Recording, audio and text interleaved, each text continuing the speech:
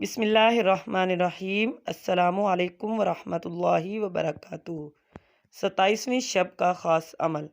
رمضان المبارک کی 27ویں رات کو جو کوئی 2 رکعت نفل نماز اس طرح سے پڑھے کہ ہر رکعت میں سورۃ فاتحہ کے بعد 7 مرتبہ سورۃ اخلاص پڑھے، نماز سے فارغ ہونے کے بعد 70 مرتبہ یہ تسبیح پڑھے: استغفر اللہ العظیم الذی لا الہ الا هو الحی القیوم واتوب الیہ، تو انشاءاللہ تعالی اس کے ماں باپ اور اس کے گناہوں کی بخشش ہو جائے گی۔